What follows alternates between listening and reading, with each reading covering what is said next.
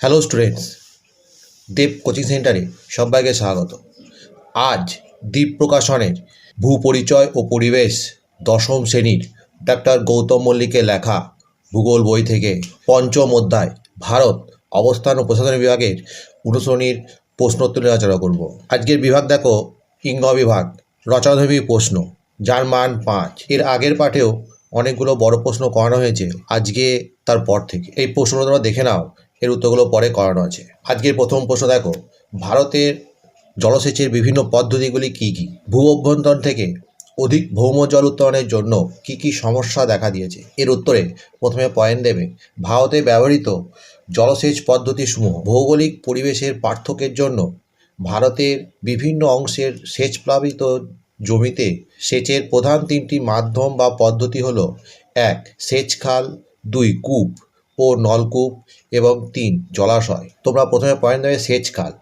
প্রধানত কৃষিতে সেচের জন্য নদী, কৃত্রিম জলাধার প্রভৃতি থেকে যে খাল খনন করা হয় তাকে সেচ খাল বলে।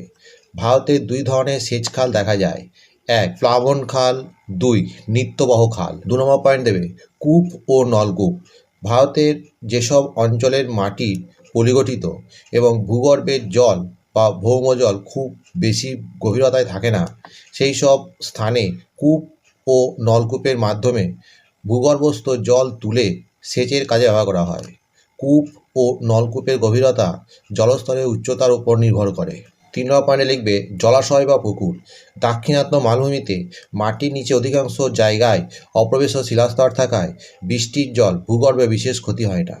এখানকার ভূপৃষ্ঠে তরঙ্গায়িত বলে বৃষ্টির জল সহজেই নিম্নভূমিতে ধরে রাখা যায়। এছাড়া ভারতের যেসব অঞ্চলে নিয়মিত বৃষ্টিপাত হয় না, সেখানে জলাশয় নির্মাণ করে জল জমিয়ে রাখা হয়। পরবর্তী সময়ে ওই জল সেচের কাজে ব্যবহার হয়। যেমন তেলেঙ্গানা, কাথিয়াওয়াড় উপদ্বীপের দক্ষিণাংশ অঞ্চল, দক্ষিণ ভারতের অন্ধ্রপ্রদেশ, কর্ণাটক ও তামিলনাড়ুতে এই পদ্ধতির প্রচলন বেশি। মধ্যপ্রদেশে, উত্তরপ্রদেশে, পশ্চিমবঙ্গ, উড়িষ্যা, অসম, বিহার, ঝাড়খণ্ড প্রভৃতি রাজ্যে এই পদ্ধতিতে সামান্য জলসেচ করা হয়। জলাশয় বা পুকুরের মাধ্যমে সবচেয়ে বেশি সেচ কাজ হয় তামিলনাড়ু রাজ্যে। এর পরে পয়েন্ট দেবে ভৌম জলের অতিরিক্ত ব্যবহারে পরিবেশের উপর প্রভাব। ভারতের যেসব স্থানে এখনও খালের মাধ্যমে বা ভূপৃষ্ঠীয় জলের ব্যবহার সম্ভব হয়ে ওঠেনি, সেখানে কূপ, নলকূপের মাধ্যমে ভৌম জল তুলে জলসেচ করা হয়। এতে পরিবেশে নানা প্রভাব পড়ে, যেমন 1. ভৌমজলের পতন। ভৌমজলের অতিরিক্ত ব্যবহারের জন্য ভৌমজলের ভাণ্ডার দ্রুত শেষ হয়ে যাচ্ছে। এর ফলে কুয়োগুলি শুকিয়ে যাচ্ছে এবং স্বল্প ও মধ্যম গভীরতায় নলকূপ থেকে জল ওঠা বন্ধ হয়ে যাচ্ছে। 2. আর্সেনিকের পরিমাণ বৃদ্ধি। আর্সেনিক প্রবণ অঞ্চলে ভৌমজলের অতিরিক্ত ব্যবহারের ফলে ভৌমজলের অতিরিক্ত ক্ষতিকারক আর্সেনিক পরিমাণ ক্রমশ বাড়তে থাকে।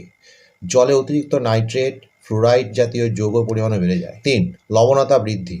ভৌমজল বেশি পরিমাণে ব্যবহৃত হলে জলের লবণতা বেড়ে যায়। ওই জল জমির উর্বরতা শক্তি কমিয়ে দেয়। 4. ভূমির অবনমন।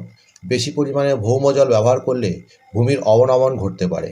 নেক্সট প্রশ্ন দেখো, বৃষ্টির জল সংরক্ষণে তামিলনাড়ুর ভূমিকা উল্লেখ করো। এর উত্তরে বৃষ্টির জল সংরক্ষণে তামিলনাড়ুর ভূমিকা বলে পয়েন্ট দেবে। লিখবে বৃষ্টির জল সংরক্ষণে তামিলনাড়ু রাজ্যের ভূমিকা অত্যন্ত গুরুত্বপূর্ণ। তামিলনাড়ু এমন একটি রাজ্য যেখানে বৃষ্টির জল সংরক্ষণ একটি জরুরি এবং বাধ্যতামূলক বিষয়। 2001 সালে তামিলনাড়ু সরকার কর্তৃক একটি বৃষ্টির জল সংরক্ষণ প্রকল্প বা রেন ওয়াটার হারভেস্টিং মডেল গৃহীত হয়, যা সমগ্র তামিলনাড়ু জুড়ে ভৌমজল সঞ্চয় বৃদ্ধির ক্ষেত্রে এক অনন্য ভূমিকা পালন করে। এই প্রকল্পের অধীনে 1.